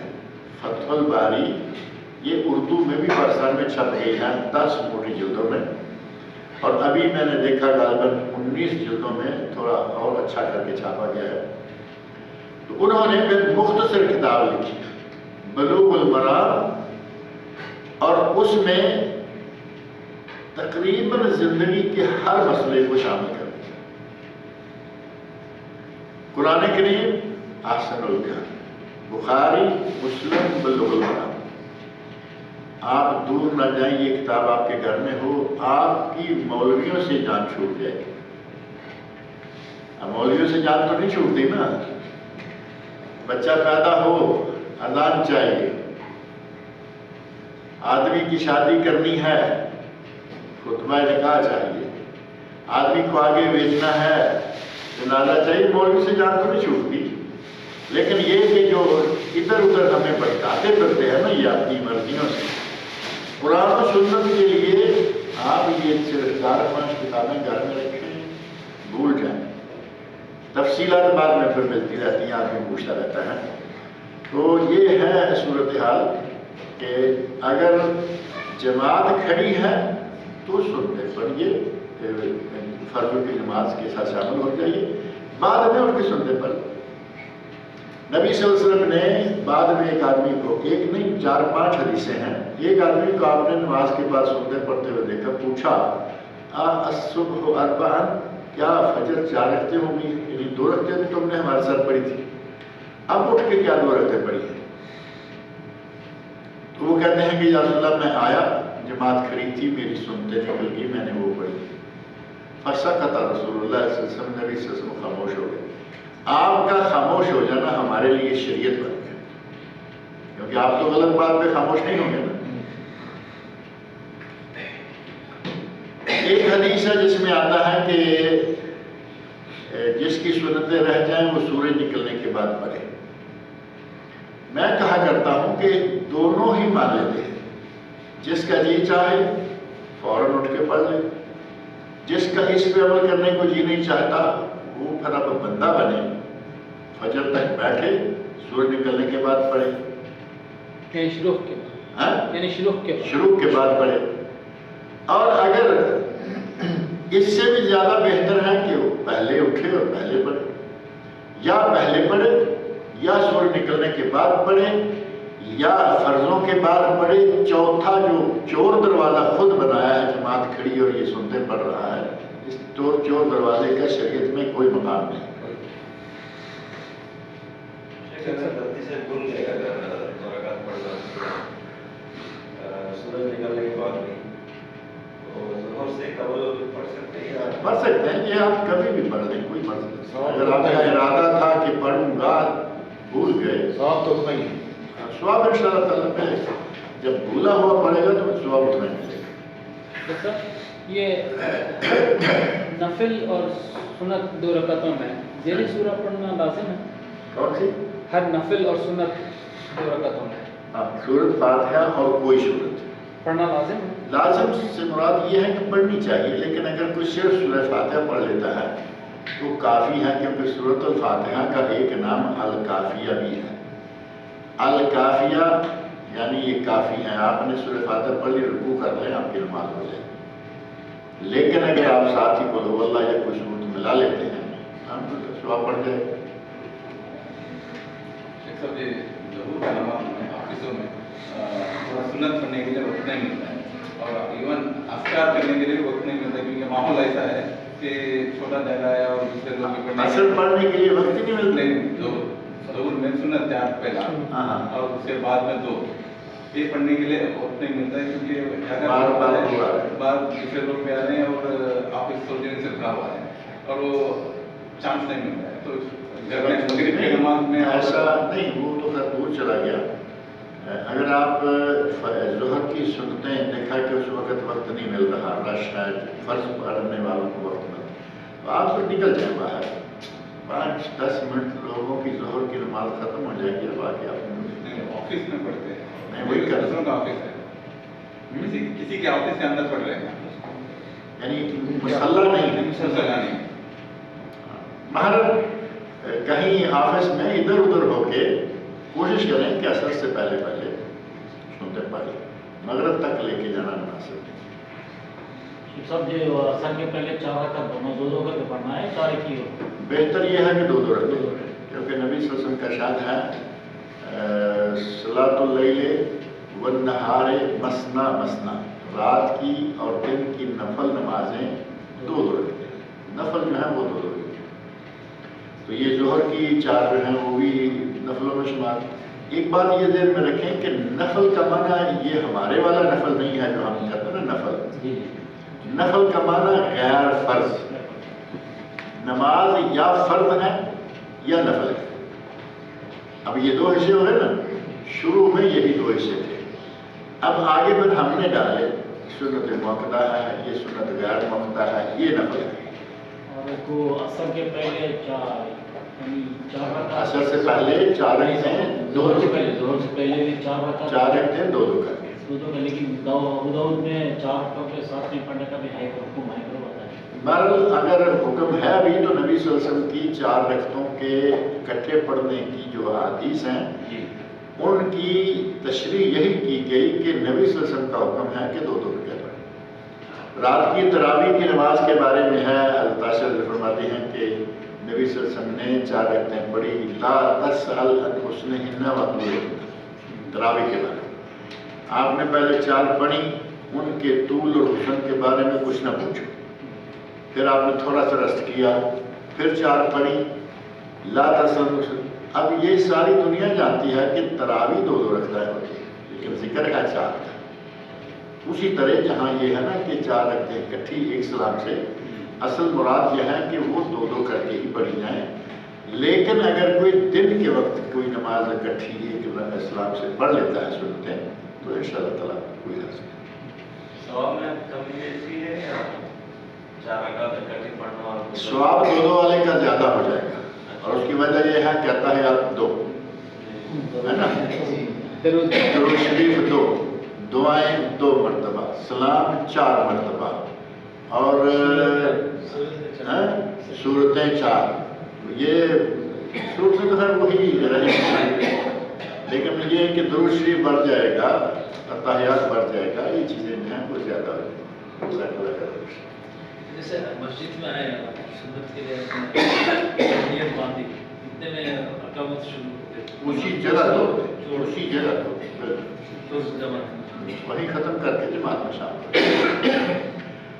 और यहाँ ये बात भी ज़हन में रखें कि बाद लोग तोड़ने के लिए भी सलाम फेरते हैं। तोड़ने के लिए सलाम नहीं है, सलाम पूरी नमाज करने के लिए, पूरी हो गई तो सलाम, दरम्यान में कहीं भी आए वहीं छोड़ना है और अल्लाह अकबर से नहीं। एक रकात भी पढ़ी तो नहीं होता। एक रकात पढ़ ली है तब भी तोड़ दीजिए, क्योंकि जमात में आने के बाद अब सुनते नहीं होते। इसका मतलब ये हुआ कि छोड़ दें, ना होने से बेहतर है कि ना पढ़े। फर्जों में जो शरीक हो जाएंगे वो स्वाब ज़्यादा होगा। भाई का जैसे सवाल था असर मस्जिद के पहले तक ये पढ़ना सुनना, जैसे ऑफिस में टाइम नहीं मिल रहा है सुनना पढ़ने के लिए, ऐसे ऑफिस में काम नहीं करना चाहिए। असल बात यह है कि जिन ऑफिस में नमाजों पढ़ने का टाइम है उसमें काम नहीं करना चाहिए, उनको छोड़ दफा करें, दूसरी ऑफिस में काम तलाश करें जहाँ खुले। आप 5 वक्त की नमाजों में जहाँ भी पाबंदी न कर सके आदमी उस जगह नहीं रहना चाहिए। उनके लिए वहाँ मुनाफिस में नमाजों के लिए जगह बनाएं, नमाजों के लिए वक्त निकालें। और ये मुसलमान मुल्क है, अरब है, मुसलमान है, मरकज़ इस्लाम है। यहाँ भी अगर आप डरते हुए इस तरह की कंपनियों में काम करते रहेंगे और नमाजों के लिए भी टाइम ना निकाल सकेंगे तो कहाँ निकालें? लोग तो यूरोप में अपने दफ्तरों के अंदर मस्जिदें मसल्ले बना के बैठे हैं, और हिंदुस्तान में हिंदू की हुकूमत कॉलेजेस और हाई स्कूल्स वहाँ कमरे लड़कों ने ले रखे हैं कि हमें यहाँ नमाज पढ़नी देते हैं। आप सऊदी अरब के अंदर रह के ऐसा कर रहे हैं तो हिम्मत करें थोड़ी सी, बस गुंजाइश ना निकाले, आपस में गुंजाइश निकालें, यानी आपस में जगह की गुंजाइश निकालें। ये नहीं कि अब जोहर की सुनते हैं हम जाके मगरब को घर में पढ़ेंगे, वो सही। मेरा सवाल है, अगर आप जैसे असर के बाद कोई नमाज नहीं पढ़ सकते तो इस सुन्नत को पढ़ सकते हैं? फजर असर के बाद सुन्नत जोहर की जो आखिरी 2 हैं वो अगर छूट जाएं किसी वजह से तो वो पढ़ सकते हैं। नबी सल्लल्लाहु अलैहि वसल्लम ने पढ़ी है, नबी सल्लल्लाहु अलैहि वसल्लम ने एक मरतबा घर में आके 2 रकअतें पढ़ी तो घर वाली जोजा मुहतरमा ने पूछा कि या रसूल आप तो कहते हैं असर के बाद कोई नफल नहीं है, आपने क्या पढ़ा है? तो आपने फरमाया कि मैं जोहर की नमाज पढ़ के बैठा, एक वफद आया, उसके साथ गुफ्तगू में मगरब हो गई, असर हो गई, असर पढ़ के मैं आ गया। अब वो 2 सुनते जो बाद वाली हैं वो पढ़ी है। और इस हदीस से ये भी पता चलता है कि जोहर के बाद वाली 2 रकअतें बहुत ही अहम हैं कि नबी सल्लल्लाहु अलैहि वसल्लम ने उनकी कज़ा भी की है। शेख साहब मेरा तरक्की को लेकर 2 सवाल हैं, अभी करूँ या फिर बात में करिए, कोई बात। ये जो बहनें फौत हो गई हैं उनका तरका कैसे, किसको देंगे और कैसे देंगे? मेरी अब 3 बहनें फौत हो गई हैं तो उनका तरका देना है तो उनको तरका कैसे देंगे? तरका आपके वालिद का है ना जी, और जब सब वालिद साहब फौत हुए तब जिंदा थी तो उनके बच्चों को देना है। उनके बच्चों में कैसे तकसीम करेंगे? अब आप उनका जो हिस्सा है जी, वो लिद्दकर मिस्लु हद्दिल उनसे, यानी भाई से आधा बहन का, अच्छा, ठीक है, ये निकाला आपने यहाँ रखा। अब यहाँ ये बहन फौत हो गई है, ये पैसे उसके हैं, जी, इसमें से अगर वो बाल बच्चे वाली है तो 1/4 उसके शौहर को दे। अगर शोहर भी जिंदा नहीं है, अगर शौहर भी जिंदा नहीं है तो सारा पैसा जो है बच्चों का, भाई को बहन से 2 गुना बच्चों को, यानी कि भांजियों में और भांजे भांजियों में, भांजे क्योंकि जो शख्स किसी की वफात के वक्त मौजूद था उसका हक है, और वो अगर उस वक्त नहीं, बाद में वो फौत हो गया तकसीम से पहले तो फिर उसकी औलाद को चला जाएगा। अगर शोहर जिंदा है तो उनका कितना हिस्सा बनता है? चौथा हिस्सा, चौथा 1/4। बच्चे हों तो चौथा, बच्चे ना हो तो आधा उसका, बच्चे ना हो तो आधा, और बच्चे हों तो चौथा। और बीवी का हिस्सा जो होता है, बच्चे हों तो 8वां और बच्चे ना हो तो चौथा। तो 1/4 मेरे बहनोई को मिलेगा जो जिंदा है, हाँ, बाकी का उनकी औलादों में, बाकी उनकी औलाद में 22 को बहन से 2। دوسرا سوال یہ شیخ صاحب کہ اگر آپ آپس میں وہ میری بہنیں سب یہ اتنا حساب کرنے سے کترا رہی ہیں، وہ کریں گے ہمیں اتنا دے دو ہم ختم کر دیں گے، ہمیں اگر زیادہ ہو تو تم خیال کر دو، کم ہو تو ہم معاف کر دیں گے، وہ لین دیں گے، ٹھیک ہو یہ مسئلے میں کوئی بات راضی ہو سکتے ہیں؟ ہاں بالکل، یہ رضامندی سے طے ہو جائے تو کوئی یہ بھی سوال پوچھتے کہ اتنا کوئی بات آپس میں رضامند ہو سکتے ہیں؟ آپس میں آپ یہ طے وہ کہتی ہے مثلا ایک بہن کہتی ہے کہ اتنے لمبے حساب کتاب نہیں کرو، مجھے 2 لاکھ دے دو، جی اب اس کو آتا تھا 2.25 لاکھ، اس نے کہا مجھے 25,000 میں نے معاف کیا، اس کو آتا تھا 2.25 لاکھ، تو کہتی ہے کہ ابھی وہ تو معاف کر دو، کوئی حرض نہیں، دونوں طرف سے ایگری ہیں تو پھر کوئی حرض نہیں، لیکن ڈرا دھمکا کے ایگری نہ کیا، نہیں یعنی ایک شکل یہ ہوتی ہے کہ انڈر پریشر کر کے، الحمدللہ ہماری ساری بہنیں میں وہ آپ کی نہیں بات کر رہا، کسی کو انڈر پریشر کر کے آپ کوئی چیز منوائیں گے تو دنیا میں تو منوا لیں گے، اللہ کے سامنے کیا ہے۔ ہمارے بڑا یہ ایک رواج ہے، رواج کہیں جب شادی ہوتی ہے نا تو اس وقت کہتے ہیں کہ حق مہر ہاں لکھ لو جتنا مرضی لکھ، جتنا مرضی، ایسے ہوتا ہے کہ جیسے یہ کنگ ہے، حق مہر دینے میں جتنا مرضی لکھ دینا تو ہے، اب دل میں یہ باقاعدہ ٹھان کے بیٹھے ہیں کہ ہم نے کون سا دینا ہے، لکھو۔ جب کہ نبی صلی اللہ علیہ وسلم آیا کہ نکاح کے وقت جو شرطیں کی جائیں یہ پوری کرنے کی سب سے زیادہ اہلیت رکھتی ہے کہ یہ حلال و حرام کا مسئلہ ہے کہ میاں بیوی کا جو تعلق ہے، اب جو چاہے لکھو لکھ لیا، کل پرسوں ہوش آیا وہ تو ہم تو اتنا حق میں لکھا، اب یہ چارہ شروع ہو گیا کہ اس کو معاف کیسے کریں۔ اب بیوی ظاہر کے میاں بیوی ہیں، ان کے کچھ ایسے حالات آئیں گے، ایسے اوقات آئیں گے جن میں آدمی بہت قریب ہو چکا ہوتا ہے ایک دوسرے کے، کوئی مناسب سا وقت لے کے کہیں گے کہ وہ حق مہر کا کیا کرنا ہے، اب وہ بیچاری حق مہر کا کیا کرے گی، اس کو کیا کرنا ہے، یعنی یوں سمجھ لیں کہ کسی کے جذبات سے کھیلنا، جذبات کو چھیڑ کر حق مہر کی معافی مانگنا ہو تو معاف کرے گی، اب جاؤ، اس طرح کا انڈر پریشر کرنا بھی ہوتا ہے کہ آدمی کسی کو جذباتی کر کے یہ بات منوا لے، نہ وہ ہونا چاہیے اور نہ ہی انڈر پریشر عام کے اگر اتنا نہیں لیں گے تو ہم کچھ بھی نہیں دیں گے، وہ کہے کہ بھائی کچھ نہ کچھ لے لو جو ملتا ہے، ایسا کوئی بھی شکل اوپنلی وہ راضی ہیں، آپ راضی ہیں، اللہ تعالیٰ مجھے اور آپ سب کو